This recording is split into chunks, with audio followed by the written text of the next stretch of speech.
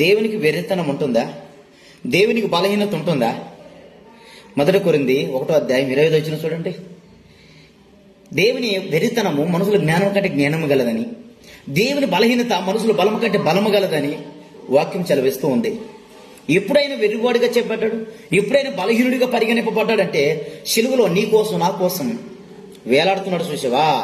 నీ పాపం నా పాపం అనే మీద మోపబడినప్పుడు యేసుప్రభువు వారి శాపకస్తుడిగా మార్చబడ్డాడు. మన పాపమంతా ఆయన మీద మోపబడినప్పుడు ఆయన బలహీనుడైపోయినాడు.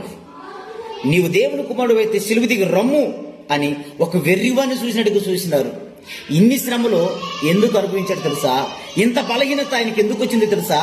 నీ మీద నా మీద దేవునికి ఉన్న ప్రేమ వలనే ఆయన బలహీనుడిగా పరిగణింపబడ్డాడు. అక్కడ ఆయన మంచి మనకిచ్చినాడు, మన పాపం ఆయన మీద మోపుకున్నాడు. అందరూ ఆయన బలహీనుడిగా వెర్రివాడిగా చూసినారు, కానీ ఆయన ప్రేమ కలిగిన దేవుడిని గుర్తించారు.